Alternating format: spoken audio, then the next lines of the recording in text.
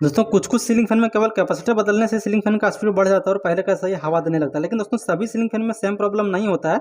इसमें और भी कई कारण होते हैं जिसकी वजह से सीलिंग फैन का स्पीड कम हो जाता है और वह हवा कम देता है। ठीक है, कैपेसिटर बदलने के बाद भी आपका स्पीड नहीं बढ़ता। तो दोस्तों आज की इस वीडियो में जानेंगे कि इसमें क्या क्या कारण होता है जिसकी वजह से सीलिंग फैन का स्पीड कम होता है, उसको कैसे चेक कर सकते हैं कि हमारे सीलिंग फैन में क्या प्रॉब्लम है और उसको कैसे ठीक कर सकते हैं।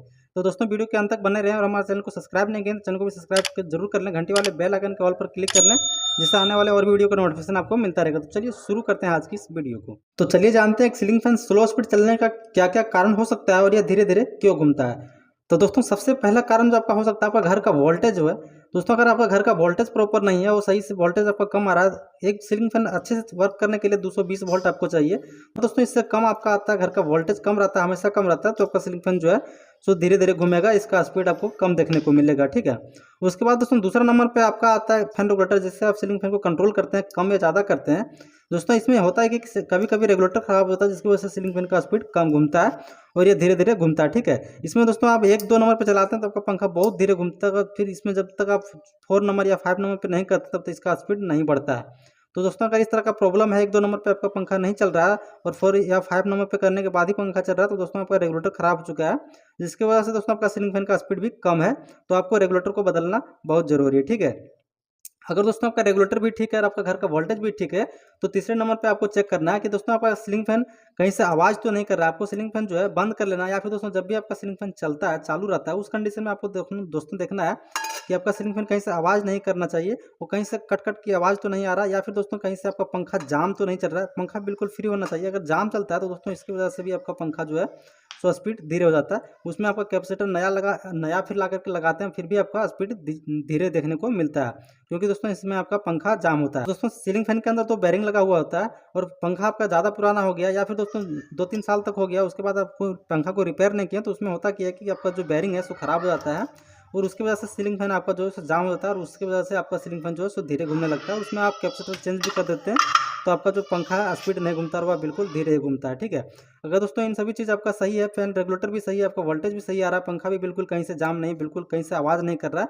तब जा करके आपको सीलिंग फैन का जो कैपेसिटर है वो आपको चेक करना है। ठीक है, देख सकते हैं इस तरह का कैपेसिटर लगा हुआ रहता है। पहले दोस्तों कुछ इस प्रकार से कैपेसिटर आता था जिसमें कि 2 तार दोनों एक ही कलर का वायर होता था, व्हाइट हो, ब्लैक हो, रेड हो, येलो हो, जो भी हो, दोनों एक ही कलर का वायर होता था, जिससे कनेक्शन करने में उसका कन्फ्यूजन होता था। लेकिन दोस्तों आप जो कैपेसिटर है, कुछ कंपनियां अपना अलग अलग कलर का वायर बना रही है जिससे कि आप कनेक्शन करने में आसानी हो। जिसको ब्लैक को ब्लैक में जोड़ सकते हैं, ये जो येलो है इसको रेड में जोड़ सकते हैं, कुछ इस प्रकार से इसका कनेक्शन कर सकते हैं। लेकिन दोस्तों जब भी आप कैपेसिटर को चेंज करते हैं तो आपको उस कनेक्शन को ध्यान में रखना है कि कौन सा तार मेरा कहाँ पे जुड़ा हुआ, कैपेसिटर किस में जुड़ा हुआ है, डायरेक्ट लाइन किस में दिया हुआ है। ठीक है, उसी प्रकार से आपको चेंज करना है।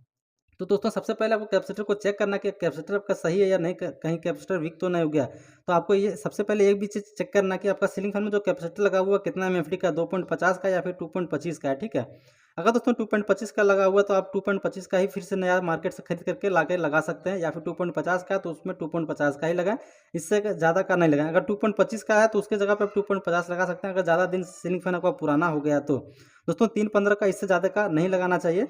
इससे दोस्तों आपका सीलिंग फैन पर भी असर पड़ता है और सीलिंग फैन आपका ज़्यादा जलने का चांस रहता है और जल्दी खराब होने का भी संभावना रहता है। ठीक है, तो आपको सबसे पहले चेक करना कि आपका कैपेसिटर वीक तो नहीं हो गया। तो आपको चेक करने के लिए आपको पता होगा कि दोस्तों अगर आपके पास मल्टीमीटर या फिर सीरीज टेस्ट नहीं है तो आपको इसको, कैपेसिटर का 2 छोर होता है, इसको आपको निकाल लेना है और घर का जो सप्लाई होता है, मेन सॉकेट जिसमें आप चार्ज वगैरह लगाते हैं मोबाइल को, उस सॉकेट में आपको दोनों छोर को डायरेक्ट लगाना है। 1 सेकंड के लिए आपको डालना है। ठीक है, उसके बाद दोस्तों तुरंत यहाँ पे आप सटाएंगे तो यहाँ पे स्पार्क करेगा। अगर ज़्यादा आवाज़ करता है, एक्सपार्क करता है, तो ये कैपेसिटर आपका सही है। और दोस्तों अगर कम एक्सपार्क करता है तो वहाँ पे समझिए कि आपका कैपेसिटर जो है वीक हो गया, तो आप वहाँ पे मार्केट से नया कैपेसिटर सेम एमएफडी का ला करके लगा सकते हैं। अभी पंखा को बहुत दिन से अगर आप साफ़ नहीं करते हैं तो पंखा बहुत ज़्यादा गंदा हो जाता है और पंखुड़ी पर इसका ज़्यादा धूल मिट्टी जम जाता है, डस्ट जम जाता है। इसकी वजह से आपका हवा प्रॉपर वह नहीं दे पाता है और इसकी वजह से आपका हवा कम देखने को मिलता है और इससे पंखा को चलने में भी ज़्यादा ताकत लगता है और वह धीरे धीरे घूमता है। तो दोस्तों अगर इस तरह से अगर पंखा में धूल मिट्टी जमा हुआ है तो आपको उसको भी साफ़ कर लेना है, उसके बाद ही आपको पंखा को चलाना है। उसके बाद आपको अच्छा रिजल्ट देखने को मिलेगा और आपका पंखा का स्पीड जो है सो काफ़ी अच्छा, पहले से काफ़ी अच्छा देखने को मिलेगा। तो दोस्तों उम्मीद करता हूँ कि इस वीडियो से आपको कुछ अच्छी और नई जानकारी जानने और सीखने को मिला होगा। अगर वीडियो अच्छा लगा हो तो वीडियो को लाइक करें, दोस्तों के साथ शेयर करें और दोस्तों मिलते हैं अगले वीडियो में किसी और नए टॉपिक के साथ। इस वीडियो में इतना ही।